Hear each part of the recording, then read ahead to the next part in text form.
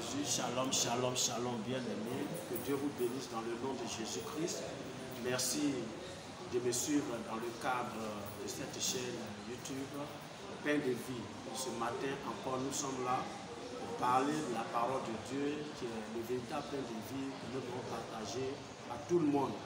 Que Dieu te bénisse, que la grâce du Seigneur soit sur toi dans le nom de Jésus-Christ. Aujourd'hui, je vais parler de quelque chose qui est beaucoup important dans la marche chrétienne. Faire la volonté du Seigneur. Faire la volonté de Dieu. Vous savez, la volonté, c'est ce que veut quelqu'un et cela se manifeste par une décision effective. Et cette décision, elle est conforme à une intention. Faire donc la volonté de Dieu, faire donc la volonté du Seigneur, c'est faire ce que Dieu veut et le faire conformément à ses desseins, conformément au désir de son cœur, j'allais dire. Et le Seigneur Jésus-Christ, lorsqu'il était encore sur la terre, il était dans la peau d'un simple homme, travaillait à faire la volonté de son Père qui est dans les cieux. Nous allons lire dans le livre de Luc 6, au verset 38, et la Bible dit: car je suis descendu du ciel pour faire non ma volonté, mais la volonté de celui qui m'a envoyé. Alléluia. Il dit bien, il est descendu du ciel pour faire non sa volonté, mais la volonté de celui qui l'a envoyé. Donc Jésus-Christ lui-même, quand il était dans la peau d'un simple homme sur la terre ici, il travaillait à faire la volonté de Dieu. Toujours dans le livre de Jean, on va voir le chapitre 5. Jean, le chapitre 5, et on va lire le verset 30. Jean, le chapitre 5, et le verset 30, qui dit ceci: je ne puis rien faire de moi-même, selon que j'entends, je juge, et mon jugement est juste, parce que je ne cherche pas ma volonté, mais la volonté de celui qui m'a envoyé. Donc Jésus est en train de dire ici que tout ce qu'il fait, tout ce qu'il entreprend, les enseignements qu'il donne, tout ce qu'il fait, le jugement qu'il donne, tout ça là, c'est fait pas par rapport à lui, mais c'est fait selon la volonté de Dieu. Dieu qui l'a envoyé sur cette terre, Jésus-Christ travaillait donc à faire la volonté de Dieu. Et le chapitre 4 de Jean, le verset 34, dit ceci. C'est l'histoire avec la femme samaritaine. Jésus leur dit: ma nourriture est de faire la volonté de celui qui m'a envoyé et d'accomplir son œuvre. Alléluia. Donc là, Jésus les avait envoyés, ses disciples, bien sûr, pour aller acheter de la nourriture. Et à leur retour, il parlait avec une femme samaritaine. Et il le pressait pour que Jésus puisse manger. Et c'est là qu'il leur a donné cette réponse. Que sa nourriture, c'est de faire la volonté de celui qui l'a envoyé. Et de faire son œuvre. Alléluia. C'est dit quoi? Jésus-Christ lui-même, lorsqu'il était homme sur cette terre, lorsqu'il était en mission sur cette terre, travaillait à faire la volonté de son Père qui est dans les cieux. Il travaillait à cela. Et c'est pourquoi l'Écriture rendait donc témoignage de lui, qu'il faisait et il recherchait toujours à faire la volonté de Dieu. Comme il est dit donc dans ces passages, Jésus faisait toujours la volonté de Dieu, au point que les Écritures ont rendu un autre témoignage de lui. Nous allons lire dans Philippiens 2. Philippiens 2, les versets 5 à 8, nous allons les lire et vous allez découvrir.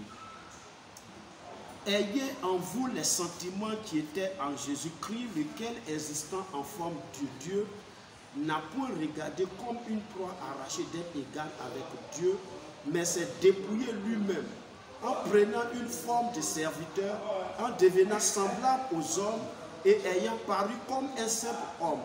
Il s'est humilié lui-même, se rendant obéissant jusqu'à la mort, même jusqu'à la mort de la croix. Alléluia.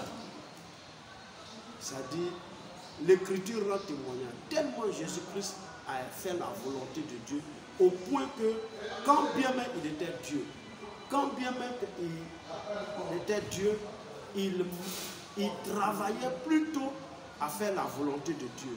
Il s'est soumis, il s'est humilié, même jusqu'à obéir à Dieu pour aller à la croix. La croix, c'était les souffrances. Jésus a accepté d'aller à la croix, accepté de se crucifier parce que c'était la volonté de ceux qui l'envoyaient. Alléluia. Il s'est donc humilié et il s'est rendu obéissant jusqu'à la mort de la croix. Tout ça parce que lui, Jésus-Christ, il travaillait à faire la volonté de Dieu. Et nous, dans tout ça, qu'est-ce que nous faisons? Nous disons que Jésus est notre Seigneur et notre Sauveur personnel. Nous qui avons accepté Jésus-Christ comme notre Seigneur personnel, comme notre Sauveur personnel, est-ce que nous faisons la volonté qu'il nous demande? Est-ce que nous faisons ce qu'il nous demande? Est-ce que nous faisons sa volonté? Vous savez, lors de son passage parmi les hommes, Jésus-Christ était soucieux que ses disciples fassent sa volonté. Nous allons lire dans le livre de Luc 6. Luc, l'évangile selon Luc, au chapitre 6. On va lire le verset 46. Le verset 46 qui dit: pourquoi m'appelez-vous Seigneur, Seigneur, et ne faites-vous pas ce que je dis? C'est une question délicate, question à laquelle chacun de nous doit répondre. Nous appelons Jésus Seigneur, Jésus, Seigneur, Jésus, Seigneur, Jésus. Maintenant il dit: pourquoi m'appelez-vous Seigneur, Seigneur, et ne faites-vous pas ce que je dis? En un mot, pourquoi vous m'appelez Seigneur et vous ne faites pas ce que je vous demande de faire? Vous ne faites pas ma volonté. Nous devons faire la volonté de Dieu. Nous devons travailler à faire la volonté de Dieu. Et vous savez, lorsque nous faisons la volonté de Dieu, ce que nous devons savoir, c'est qu'il y a de la bénédiction dans l'obéissance à la volonté de Dieu. Celui qui fait la volonté de Dieu, le Seigneur le bénit, le Seigneur le bénit toujours. Celui qui travaille à obéir, à observer la volonté de Dieu, Dieu le bénit en retour. Jean chapitre 9. Jean chapitre 9. On va lire le verset 31. Jean chapitre 9 et le verset 31 dit ceci. Nous savons que Dieu n'exauce point les pécheurs, mais si quelqu'un l'honore et fait sa volonté, c'est celui-là qu'il exauce. Alléluia. Donc, pour dire quoi? Pour dire que ouais, celui qui pêche, celui qui désobéit à Dieu a péché contre Dieu. Celui qui désobéit à Dieu, celui qui ne fait pas la volonté de Dieu, donc pêche contre Dieu.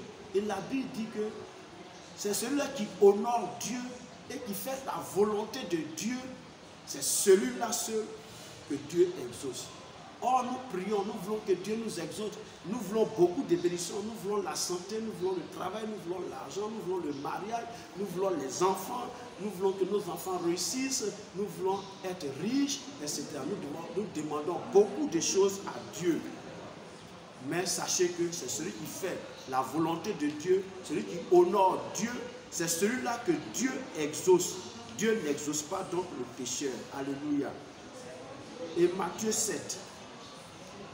Matthieu 7 et le verset 21, il dit ceci. Ceux qui me disent Seigneur, Seigneur, n'entreront pas tous dans le royaume des cieux, mais celui-là seul qui fait la volonté de mon Père qui est dans les cieux. Alléluia. Ça dit, on peut dire Seigneur, on peut dire Seigneur, on peut dire Seigneur, Seigneur, tu peux dire Jésus est mon Seigneur, tu peux crier tous les toits, tu peux taper ta poitrine pour dire que moi j'ai dans ma vie à Jésus, ça c'est vrai. C'est toi qui le dis. Tu peux le dire, on peut concevoir ça. Mais Jésus dit, ce ne sont pas tous ceux qui disent Seigneur, Seigneur là, qui entreront dans le royaume des cieux.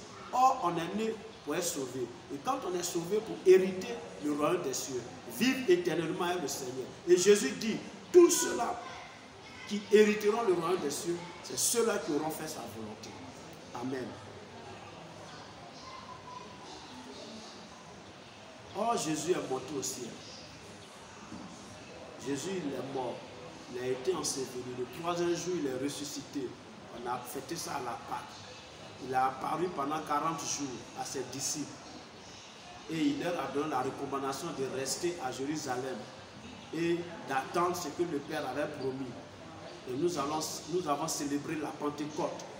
Mais Jésus, après avoir dit ça, il est monté. Il est allé au ciel, à la droite de Dieu.